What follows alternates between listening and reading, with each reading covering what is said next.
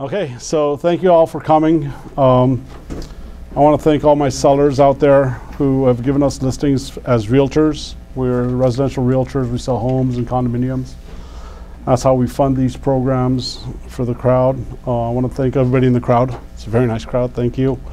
And we have about 1,000 views on YouTube already, so please go to Platinum Mentorship on YouTube and like us and all the other beautiful things that people do there. I really want to thank Fred for coming out, and I want to dedicate this speech with your permission and all the inspiration it's going to generate to somebody who's been very inspirational in your life, your sister, God rest her soul. And if you don't mind sharing a beautiful story about her with us, please. About Rebecca? Yes. Rebecca is my older sister now, deceased, 4 years older. And she was born with a handicap that was undiagnosed the first 4 years of her life, called homocystinuria. And it caused her to grow extraordinarily fast. She was 6'4" by the time she was 11 or 12 years old, and had curvature of the spine and a lot of circulatory issues, and they had to operate to help straighten out her spine, and didn't know if she would be able to complete school, et cetera, et cetera. Anyway, of all the people in my life, she is one who was dealt this tough hand, but fought her way through. And you know, I often you know, wonder in my mind, as we do as people, you know, how is it that she got dealt that hand and you know, I was dealt this different hand. So she remains an inspiration to me. One of the things I love about you is that as a realtor, you hit the, you know, the thing everybody wants, $1 million a year, and you hit it. And thank God you were blessed with 3 wonderful children, great wife, great family life, great house, great cars, admiration of your peers, and you got to that pinnacle of the American dream. And then what happened? Well, I'm not sure if I was at the pinnacle, but I was certainly doing a lot of business. I was in what I call the rack 'em, pack 'em, and stack 'em mode, selling a lot of properties, maybe 100, 120 a year, and I got burnt out. And I was spending a lot of money that I was making to stay at that level, and so the profitability wasn't what it should be. And it was basically kind of an ego business. I came out of the tennis world where you try and climb to the top of the ladder. And so I was busy trying to claw my way to the top of the market.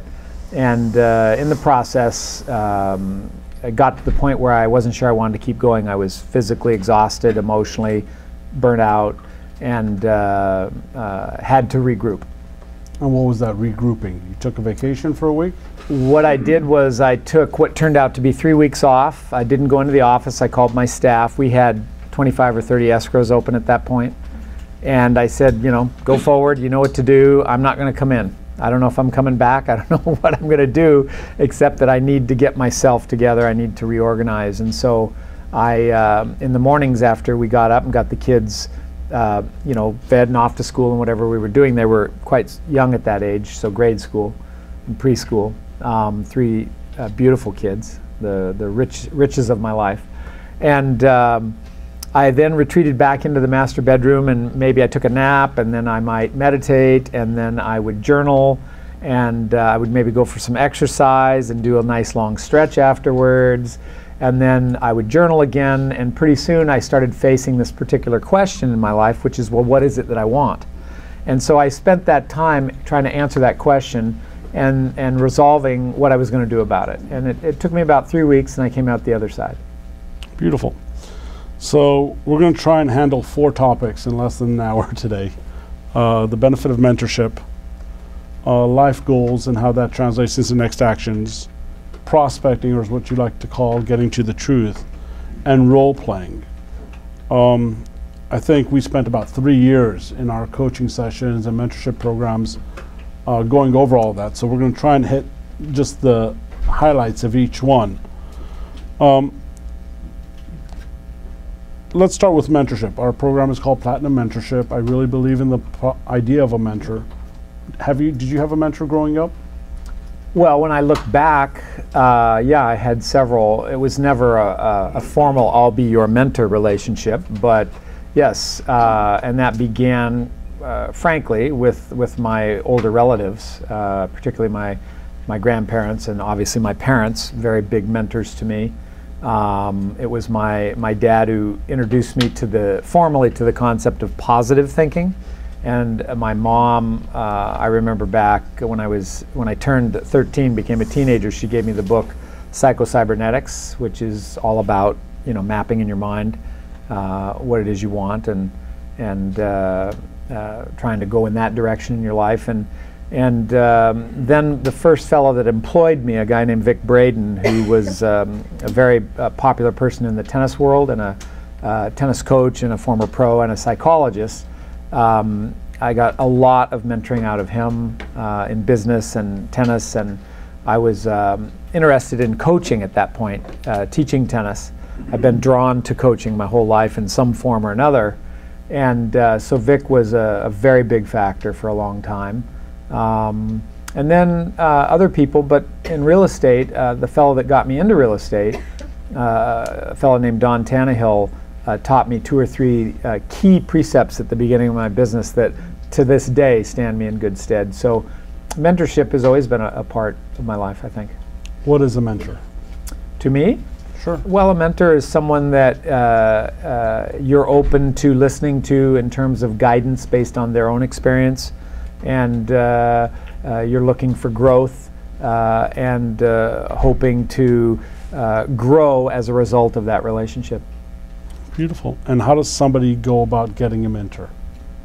Well, again, I think there are formal programs out there, different things. I mean, to me, let's just say Boys and Girls Clubs, they probably have a mentor program. For Big Brother programs, Big Sister programs, those are formal mentoring programs. There are business networks that feature mentoring. But my advice to somebody would be to go up to somebody and ask. If there's somebody that you feel is representative of the direction you're trying to go in your life and where you want to be, and it could be spiritually, it could be in business, it could be relative to being a parent, I would say ask. I would say ask for mentorship. So let's role play. You have identified me as your mentor, which is, I know it's a big joke, but let's say you have, and you want to approach me to be your mentor. So what would you do? Well, getting into the role, I would say, "Hi, Yaron. It's Fred. I'm approaching you because I admire what you've been able to accomplish in your business and your life, and I would like to develop a relationship in which we can sit one-on-one, perhaps on some kind of regular basis. I don't know if it would be weekly or monthly, but ongoing, because I'd love to learn more about your secrets to success in life and the way you look at life, and see if I can't overlay some of that in my own efforts to grow forward as a person and a businessman." And how often do you think we should be meeting? Well, I think weekly would be fantastic. I would say monthly is in the hectic world that so many people lead, certainly still viable. As you wax away from some regularity, I think the impact isn't as great. And how long do you think it would take? Oh, I think an hour or so. I'm not talking about spending an afternoon a week or not together, and I'm not ruling that out at times. But it would just be to be able to sit one-on-one and have me ask questions, learn, have you pose particular scenarios that we can look at and grow forward. And where would you think these meetings should be? Well, I would go wherever it works for you.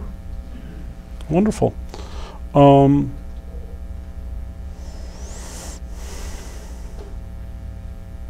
We've known each other, I think, close to 7-8 years. 4 years very intimately. Professionally, of course. And today, as preparing for this lecture, I realized a core thing that I've had in my life all these years from when I was a child. That relates to everything that we've been working with together. So I'm going to ask for a little of creative license here. And what I'm going to do is I'm going to read, with your permission, a Torah passage that my mom taught me when I was a kid. And then we're going to see how it correlates and introduce what you do and what you're thinking as it relates to that, if you don't mind. We can always edit it out.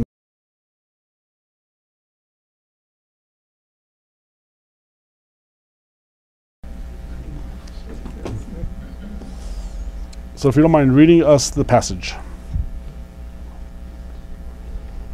שופטים ושוטרים תיתן לך בכל שעריך, אשר אדוני אלוהיך נותן לך לשבטך. ושפטו את העם משפט צדק. לא תטה משפט, לא תכיר פנים, ולא תיקח שוחד. כי השוחד יעבר עיני חכמים ויסלף דברי צדיקים. צדק צדק תרדוף, למען תחיה, וירשת את הארץ אשר אדוני אלוהיך נותן לך. לא תיטע לך עשרה, כל עץ אצל מזבח אדוני אלוהיך אשר תעשה לך. Does that make sense? Do you see the correlations now? Perfectly. I'm very confused. So let me go ahead and translate parts of it, and we'll take parts of it to see how they correlate. So in English, you should appoint judges and police officers for yourself. So you have a wonderful website. What's your website name? Well, I would have to ask which one, but in real estate training, because I do a lot of coaching with real estate agents, there's the one focused on self. Well, there's selfgovernment.com, although that is a new website that's essentially under construction. And as a segue, if anybody wants to go to selfgovernment.com, although we don't have it mobile phone app savvy yet, that's coming. But if you go to selfgovernment.com, you can put in your email and your contact information, and then we will include you on the release of our books and CDs and programs that are now starting to be released. So, self-government, one word, selfgovernment.com. So give me a 1 minute of your vision. Why self-government? A person needs to self-govern himself? Yeah, self-government is my term that popped into my head back when I took my retreat in the fall of 1995, my 3-week retreat. And it was a term for managing oneself well. It took a while to realize that it didn't just have to relate to, say, governmental agencies or, philosophy and theory with regards to society, but rather with yourself. And what we did was we combined it into one word and ended up registering that. So it became kind of the background concept for the things that I've been doing ever since in terms of coaching and training. And self-government is about managing yourself well, how to do well and be well in life. Beautiful. You should appoint judges and police officers for yourself. So focusing on police officers, self-strictures. What does self-stricture mean?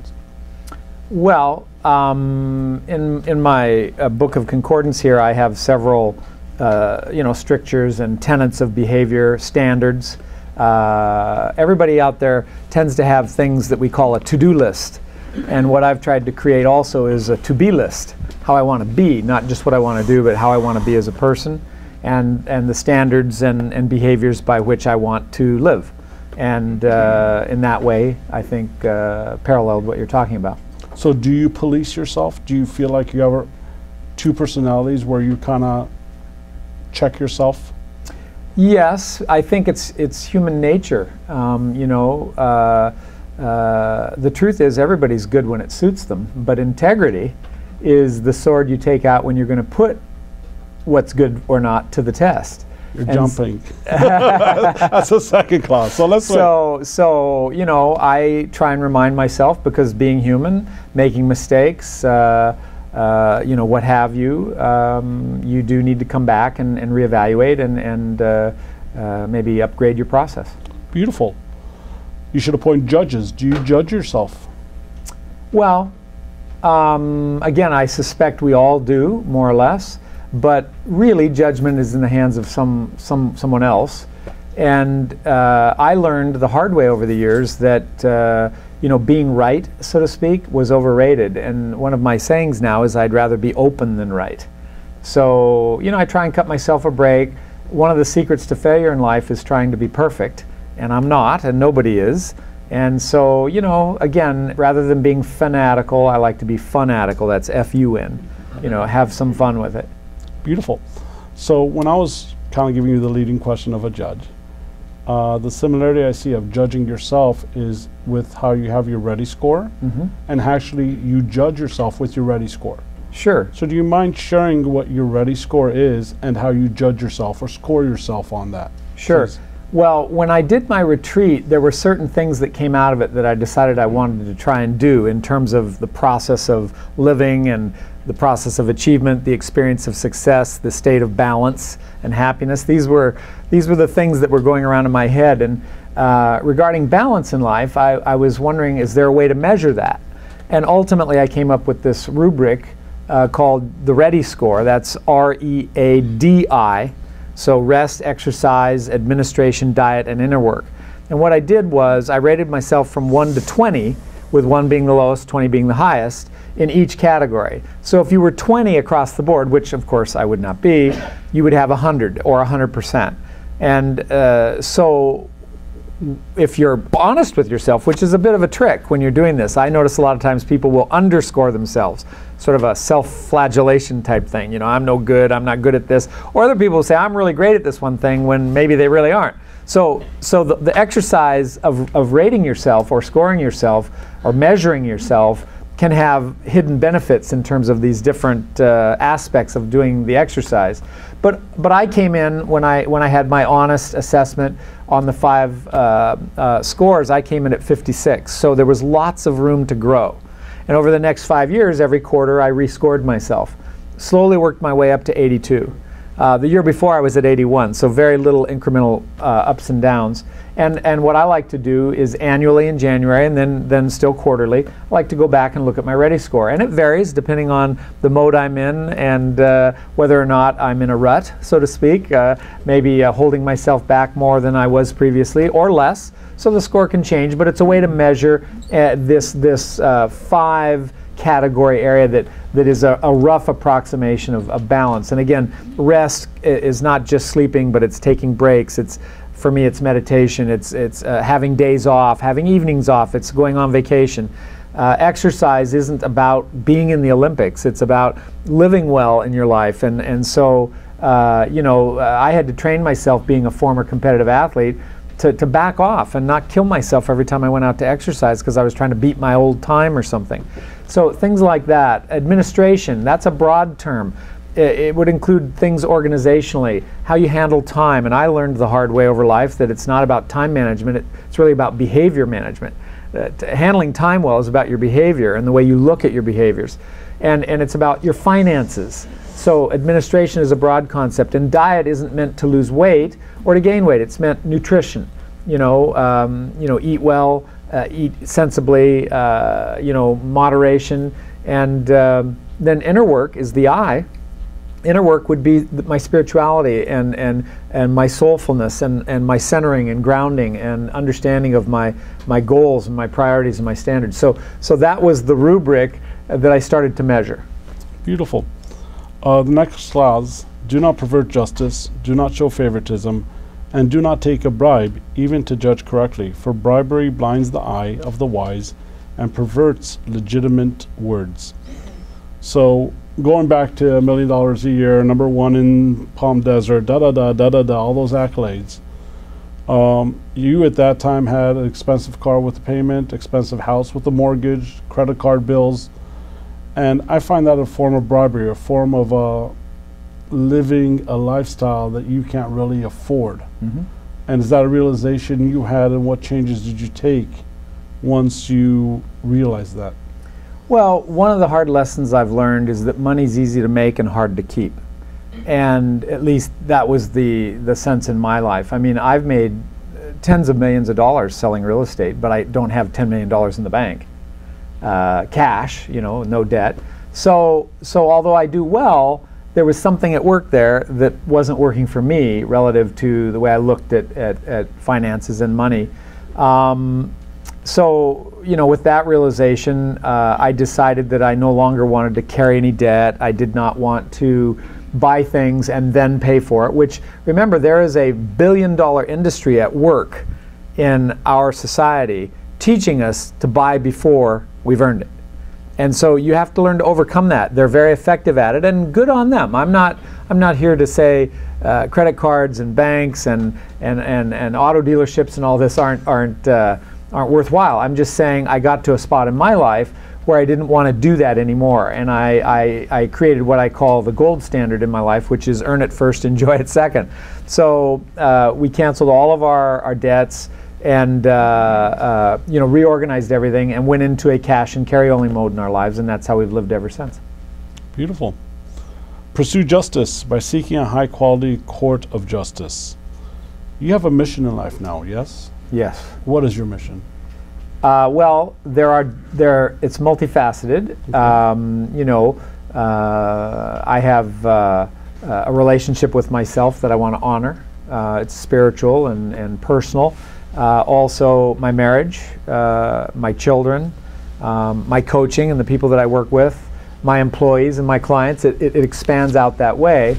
But having said that, my message within my efforts of the self-government programs is to talk to people about the nature of opportunity in life and show people that they may not perhaps be looking at opportunity in a way that helps them. They may in fact be looking at opportunity, which is almost an oxymoron because we think of an opportunity as something good, but we may be looking at it in a way that holds us back. And essentially what that means is there's a difference between a scarcity mindset in life and an abundance mindset. And I wanted to understand what that meant. And so I went on this mission to discover what this meant. And I'm one of those 15-year overnight success types. It takes a long time, but eventually I worked it out. And so now my mission is to get this message out to 1 billion people. That's what I tell myself. And of course, the way you can do that is online. You can reach the entire world online. 20 years ago, 1 billion people, not doable.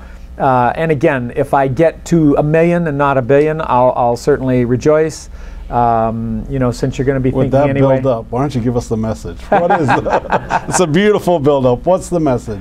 Well, the message is that opportunity is actually everywhere in life.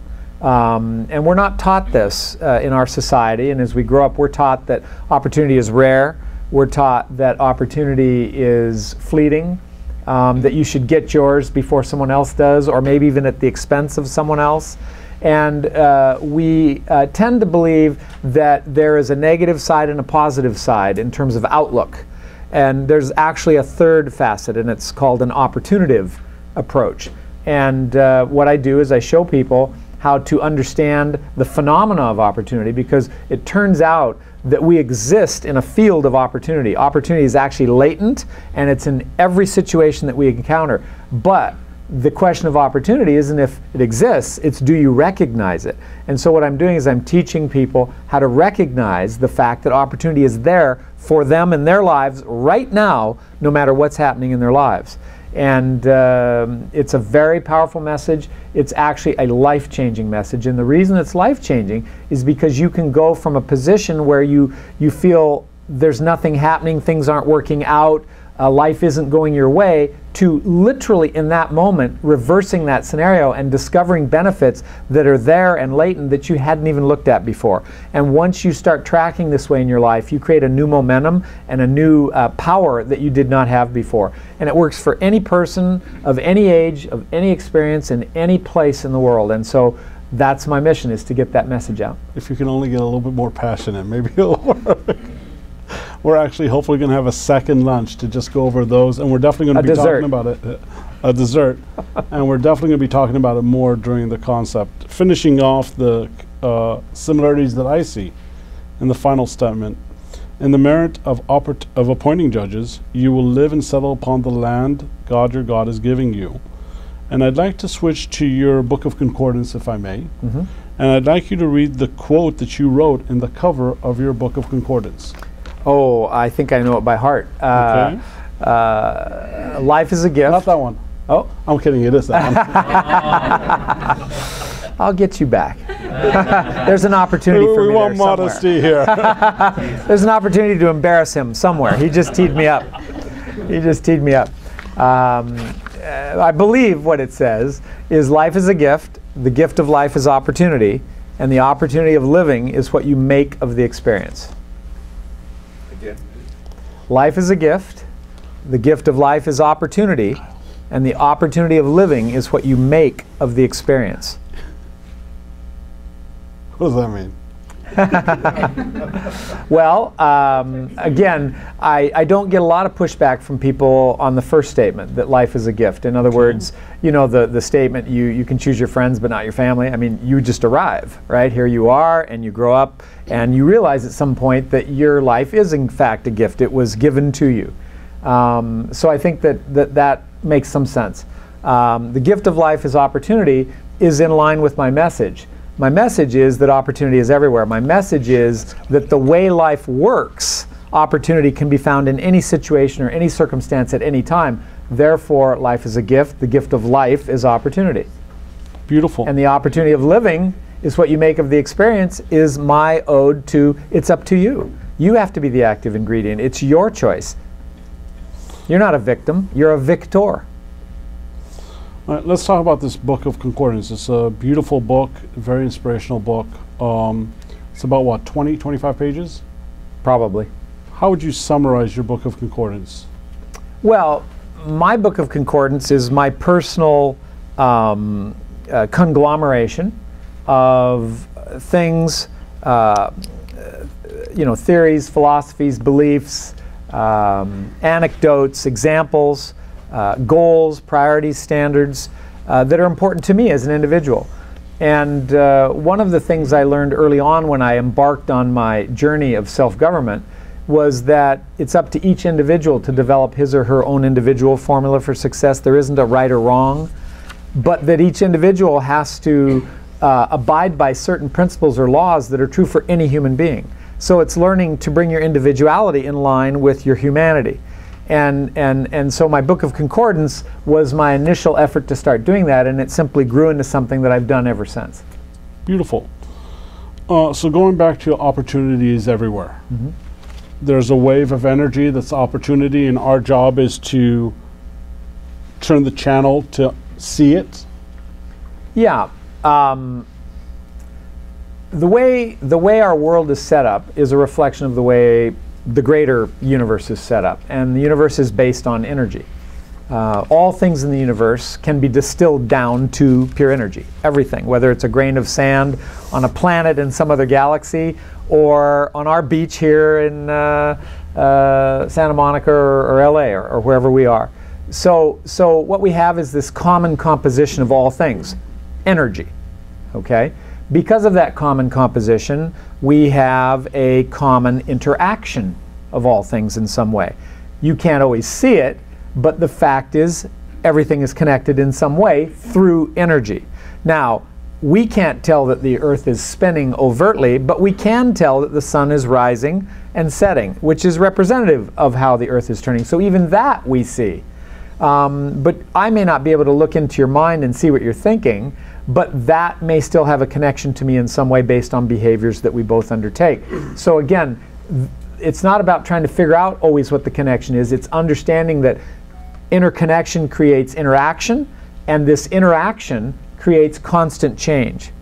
And that's really the best word I've ever been able to come up with for describing life. It's change. Right? We're all changing, blinking our eyes, wetting the surface of our cornea. Our heart is beating. We might be agitated. We might meditate and calm down, and that might cause us to do something different. So the point is, change is always happening, and sometimes it's obvious, sometimes it's not obvious, but it is in fact part of the fabric of our existence. So you have energy, interconnection of energy, interaction, and constant change. And what constant change does is it creates a never-ending stream of possibilities. So we have all these possibilities. So when you hear somebody say something like, anything is possible, it's not exactly lined up right. It's not that anything is possible, it's that what's possible is infinite in scope. We have this huge range of possibility from which to choose. So when you as an individual tune into that, and you are clear as an individual about what it is that you want, you start to see those possibilities more often as opportunities that come to bear in your life. And therefore, at any situation, in any circumstance, opportunity is in fact there. And so that's how this works. It's called the process of natural progression. I remember clearly the first time you shared it with me and what I thought about you back then, and I'm happy that I got to know you better since. Like I said, all gonna be on the website, 15-year right? overnight success. It's gonna be this stuff is going to be on the website. Yes. There's going to be courses and books and CDs to read about it. Yes. That's the phase I'm in now, is the publication phase. On a personal note, I believe in God, and I believe that God, abundance is everywhere, and our job is to do the right thing so that God's blessings will be bestowed upon us. Is there any negative between what I believe and what you just said? No. Again, you know, the concept of abundance is not a proprietary thing for us as individuals. It's just the way it is. And how we tune into that, how we tap into that, how we behave based on that is up to us. Beautiful. So let's talk about tuning in. There's a lot of waves in life. You have a very systematic approach to how you approach your days to get ready for the waves. Would that be a true statement? Fairly true. Again, like anybody, I fall down and skin my knee, I stub my toe, I do stupid things, I get in my own way a lot. So with that caveat, yes. Okay. So let's talk about your morning. When does your morning start? Well, I get out of bed myself at 5:30, okay. And I have a call at 6:05 in the mornings that I've been doing for a little over 5 years. It's a live call. Anybody can call in and tune into this 10-minute call, and it's called Opportunity Alert. And it's a call in which I discuss briefly for a few minutes the nature of opportunity in life and the process of achievement, and how to establish your own success in life. And I launch my day as if on purpose in that way. So I do that Monday through Friday, live at 6:05. We're now actually airing the call recorded again at 9:05 because so many people have complained they're not up at 6:30 or 6:05, or they're doing their kids at that time or whatever. So it's actually available now twice a day, but I'm doing it live at 6:05, and I like the liveliness of that morning launch, like I say, as if on purpose. I like to try and hit the ground running rather than lamenting that I've got to be going at all. And then what? Then I do my exercise, which for me basically these days boils down to some race walking, some wiggle walking, trying to go fairly fast because I'm after just good cardiovascular, some good exercise. I also like to mountain bike a little bit, but I have not been doing that much recently. And I'm adding a few new things, yoga, some building of my core as I get older becomes important for balance and strength. We're all in a battle against gravity at the end of the day. So I do that, and then I have my 7:30 call. And my 7:30 call, which I've also been doing for over 5 years, is also live, and that is about real estate sales. Now, we do have people tuning in who are mortgage brokers, insurance salespeople. I've even had some car salespeople get on the call, but it's really designed for people in real estate sales. But the interesting thing that's come out of it is how many people tell me that they're having it on speaker and their children are listening to it as well as they're getting ready, or they're in the car going to school or whatever. So it's sort of, there are more people than people who are just selling real estate on the call, but it's what I do to draw a line in the sand on the days that I'm working in which I say I'm going to make today pay. Today, I'm not going to let slip by. Today, I'm going to be in the hunt. Today, I'm going to make something happen in real estate, so that I don't succumb to that very natural or typical phenomena with people in sales, which is trying to use today to make tomorrow pay. That is a dysfunctional way of approaching sales. And in the real estate business, it's endemic. It's everywhere. People are doing marketing, they're doing customer service, they're doing technology, they're doing administration, they're doing all of these things instead of putting a new transaction together. Yeah. And so what I do on the 7:30 call is I say, wait a minute, snap out of it. Let's make sure today we have a core day, which is 3 to 4 hours where we're in the hunt. And then we define what that is, and of course build our skill set in those ways. So I go to the 7:30 call. Then I do my get ready and my meditation, which is transcendental meditation is what I do. I do that in the morning and the afternoon. And then I launch out into the world. Okay, what does that mean? I get in the hunt in real estate. What's the difference between hunting and hiking? Well, that's my little saying. You know, most real estate agents are hiking, not hunting. They're out in the forest, and they're actually active doing something. But as Benjamin Franklin said, never mistake motion for action. You know, they're in motion. They're in what I call the busyness. That's business with a Y. They're just doing stuff that's pertaining to real estate in some way, but they're not really actively and alertly thinking about what's going on. For example, the other day I gave a talk to a prominent real estate company that Naomi was involved in, and she heard me. And unbeknownst to all of those people in that room, I found 3 new clients in that room that day and in that building. Everybody else came and went. I came with the mindset, wait a minute, everybody here lives somewhere, and even though I'm from the desert, I know that they're changing because they're people. Therefore, their real estate needs are prone to change. Therefore, if I'll talk to them and pay attention and ask questions and find out how change is happening in their lives, I might discover something that I otherwise would have missed. And that's how it rolls. And so this is the point, is to open up to the reality that the opportunities are there, but we're not seeing them. And we're not pursuing them. We're doing other things that occupy our time, but the problem is we're all on a clock. Everybody's on a clock. We have a calendar, and at the end of the year you add up your number of deals and you say, I did X, I earned X, I had this many transactions. But if you're letting time slip by, which is our most limited and therefore our most valuable resource, you're squandering your career without really knowing it. It's unwitting because you're serious, you have good intent, and you're even working hard, and you're even doing things that pertain to real estate. But what I've done is distilled it down into production. What are the principles and behaviors that cause business to happen? And for 3 to 4 hours a day, you must concentrate on that. And so this is how my day rolls. Do you mind role-playing again? No. So you're now me. You're in a room with about 50 people. How would you turn that into a business opportunity? Well, again, without any forethought or prepping, again, being in real estate, I would talk to everybody about what I call a propertunity. A propertunity is an opportunity property. And this is an important concept because it's based on the principle of benefit and interest. When you're talking to people, they're not so much interested in what you can get from them.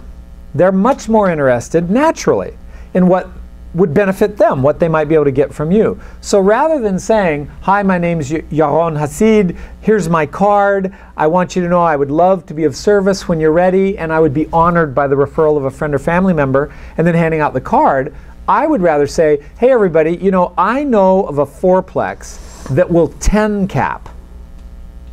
Who might be interested in that? And some people, there's a hand right there, some people are going to do what I call lean in. Because what I'm doing is I'm giving people an opportunity rather than asking for one. And that's how the principle of benefit and interest works. So when I'm talking to people, I want to take that into mind. And I want to realize that also as human beings, we have a phenomenon that we do called a reflex no. Most people, when you go up to them and you say, can I help them? They're going to do this a little bit. Anybody who's been into, say, Nordstrom's and been approached by a salesperson, they say, can I help you? You say, no, just shopping, just looking. But then an hour later, you're walking out with a bag with shoes and things in it. So I know that when people don't lean in, I know to ask questions and to continue the conversation up to the level that they want. And if they don't, I don't either. And I just go from one contact, one interaction to the next in that way.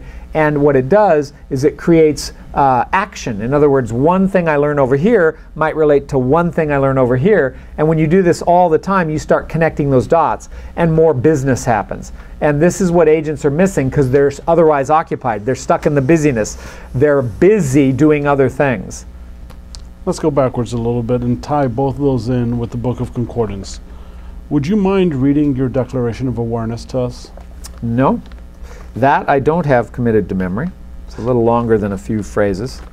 So I wrote this in January 1997 which was when I decided that I would keep writing and asking the questions relative to what it was I wanted and what is success, what is achievement.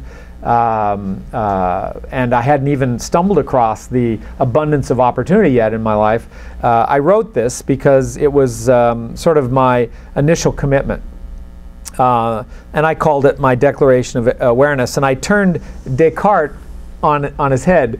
Instead of I think, therefore I am, I said I am, therefore I think. Because that's what I do. I think a lot about these things. And it goes like this. There are many thoughts that range throughout my mind, those lofty and those lowly, from clear and useful to vague and meaningless. Thoughts necessary and desirable, yet so often those which are nothing but self-limiting distraction. My mind is so powerful, whether peaceful or not. It is quite effective no matter the direction it takes, either constructive or destructive.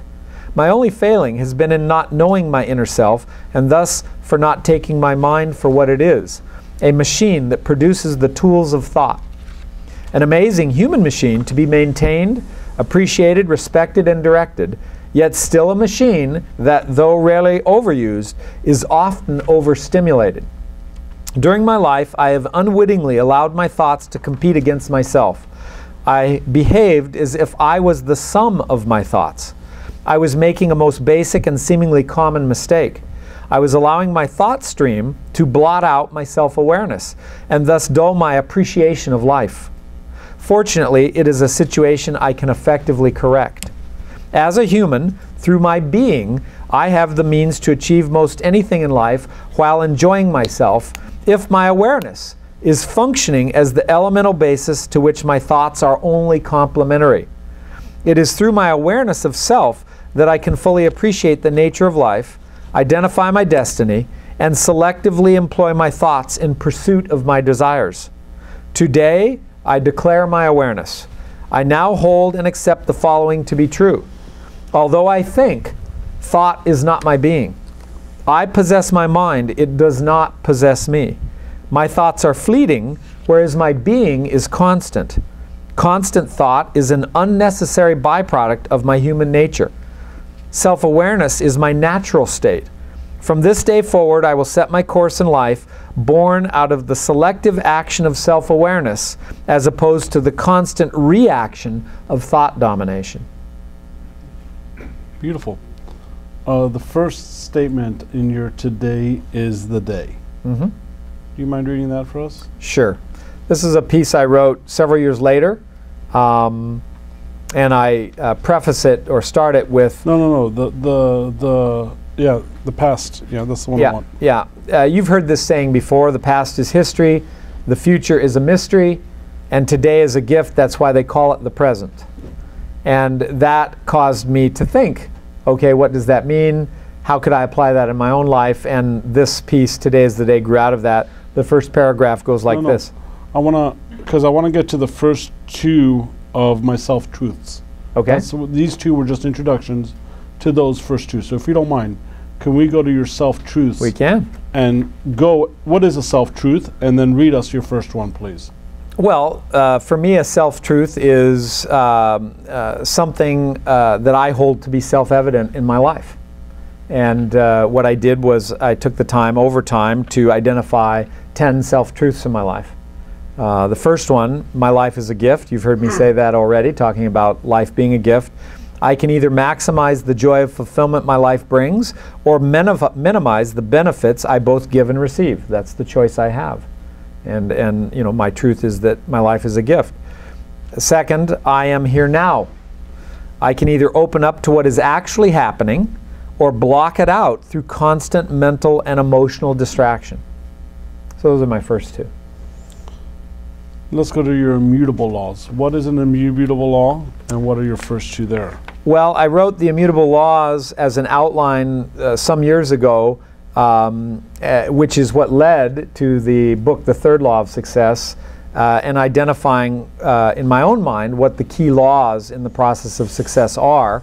And an immutable law is a law that's irrefutable. It's a law that you can't change. You can either parallel your life and observe it, or you can push against it and avoid it, but it's still there. And like I said earlier, I believe that each human has to develop, each individual, their own individual formula for success. It's not about being like Fred. It's not about being like you or Yaron. It's about being authentic to yourself. But being a human being, you must in fact observe certain laws and principles that are true for any human being.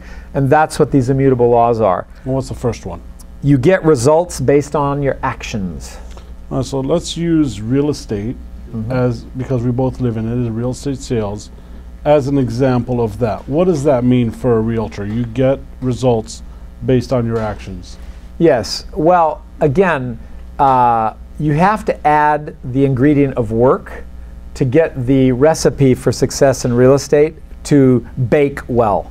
And so if you're not putting in the right effort, you're not going to get the kind of results you may be after. So there's a relationship between the two, and hence you get results based on your actions. And what is the actions you find for a realtor or any salesman really that need to happen to get results? Well, it's very specific. One way to summarize is to look at it as a flow chart of how success works. Basically, mindset dictates behavior. Behavior dictates process, and process dictates results. In other words, you have to be in a process if you want to get results. Focusing on results is not what's important. It's focusing on the thing that gets results. So it begs the question, what's the process? Okay? Well, the process can be distilled down to certain behaviors, which begs the question, well, what are the behaviors? And I've articulated those, which was this other website I talked about. There are 7 principles of production or sales production. Okay. And I want to that's focus what on that's prospecting. About. Okay. One of the principles is prospecting, but you don't call it prospecting, correct? I call it prospecting. Okay. So what is prospecting? Well, prospecting, as it's taught out in the industry, is something I don't teach or practice. Prospecting is going out and contacting people. It's a numbers game, is what you're often taught. And it becomes kind of, again, a rack 'em, pack 'em, and stack 'em phenomena. You're trying to talk to enough people until someone says yes. That's what prospecting is. It's called lead generation. And what I teach isn't lead generation. Because that is successful, right? You can be successful. Absolutely, you can be successful. I've done it. Let's role play that for a minute, please. Okay. Where would you prospect? Well, again, traditionally, what people are taught. No, you. Where would you prospect? I would prospect anywhere at any time. Starbucks? Absolutely. Okay. We're in Starbucks. Go ahead. Do you come here often? Actually, yes, I do come here often. Got it. Like me, do you have a favorite drink? I do. Iced latte. Iced latte. Oh, well, I go with the hot stuff. So have you been coming here for a long time? About 4 years now. Great. You live in the area? We're actually renting. Got it. Got it. How long have you lived in the area? About 4 years. Same thing. Where did you come from? West LA. Got it. Got it. Well, I'm so nosy because I happen to sell real estate, and I wouldn't be worth my salt if I didn't tell you about the best deal to buy this adorable little house that's coming on the market. 3 bedrooms, 2.5 baths, pool, beautiful views for $250,000. Thank you for sharing. Now, I heard somebody say, yeah, right. I'm talking about the desert. I'm talking about here. All right, I just say $2.5 million over here, right? A little bit of a different thing. Now, you'll notice he said, thank you for sharing. So for me, that would be a no. And I would say, have a great day, and I would move on. Okay? What is moving on? In that line of the Coffee Bean or Starbucks, I'm in front of you and we had this conversation. What would you do right after that? Well, a lot of times it's about bedside manner. Okay. And so I might say to the guy, in terms of moving on, what about them Lakers? Right? And just go in a different direction. No problem. Life is good. You know, let's have a conversation. Oh, gosh, you know, I don't even follow sports. You know, and I might ask him, because opportunities everywhere, and it doesn't have to be about real estate. It could be that this guy is a physician and becomes my new GP. And maybe he saves my life. I don't know. I want to be open. I don't want to be right. I have this saying. Everybody's heard the classic saying that necessity is the mother of invention. I've learned that assumption is the mother of all screw-ups. So I try and quit assuming, and I try and open up and ask questions and find out what's going on. Because you never know, right? And so I would simply, in that instance, tone it into a different direction. Or it might be that I have my drink, and I might say, hey, I wish you the best. Maybe we'll see you around, and maybe I'll leave. So it depends. Good. So I'm going to use this and stop that line of questioning here, because I do want to have people click on the second one, and hopefully people in the crowd will stay for the second session. And I want to go a little bit on the tangent, and hopefully the second session we're going to do is going to be all about that in detail. Okay. Both the old versus the new and the difference in the role playing. Keeping track of your numbers. Do you still keep track of your numbers? No, because it's become second nature. So yes, it's second nature. I do it without thinking. Beautiful. And give us an example of what keeping track of your numbers means. Well, what it has distilled down to in my real estate sales business is doing at least one transaction a week. So as long as I'm doing one transaction a week, I know all my other numbers are vetting out. And my track record speaks to this, because I've averaged more than one closed transaction a year, or a week, one transaction closed a week for almost 25 years. So the rhythm of staying in the hunt has become second nature to me, and I've been able to edit out a lot of the distractions and things that get in the way, so that my day isn't too crazy. So that I can still hopefully do some coaching, do some writing, some exercise, and some other things, rather than chasing deals all the time, often with the feeling that it's not working out. So as long as I'm doing one transaction a week, that's my measure. But if you want to break that down a little further, my sweet spot is talking to about 15 people a day and having about 7 or 8 interactions.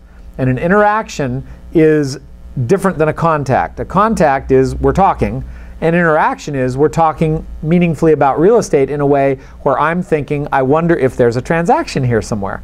Remember, I'm a professional. I'm doing this to make money. I'm doing this to help people buy and sell. So the agenda is obviously appropriate. Is there a transaction in here? It's no different than a doctor saying, what's the problem? Trying to find out. You know, they're not necessarily going to talk to you for an hour in the patient room about golf. Now, I'm not saying that doesn't happen, but the point is to get to the bottom of what's going on. And so I'll talk to 15 people or so on average, 4 to 5 days a week, and I will have 7 or 8 interactions. And in those interactions, I will have 20 to 40 questions that I'll ask. And of course, people always say, well, what are the questions? I still get requests for my list of questions, but it's not a canned process. What I teach is paying attention to what it is they say and asking a question based on that. And we're going to get into that in the next session. Tying it all to the beginning of the conversation on a personal note, in the 3 years or 7 years I've been learning from you, I see a lot of correlations between personally Judaism and what it is you teach, even though you're not Jewish. God bless you. Judaism, the day starts the night before, so Shabbat starts Friday evening. Mm-hmm. Does that resonate with you, getting ready for the next day the night before? Sure. The last little recital in my book of concordances, I call it Good Night, Fred. And it says, night has fallen, your race now run. Don't hang on when your day is done. Let go now, go on, take heart. Restful slumber brings a brand new start. Energy ebbs and energy flows. Managing both keeps you on your toes. The best advice, should you want more, a great day begins the night before. And with that, I thank you very much for session number 1, and thank you all for coming. Thank you.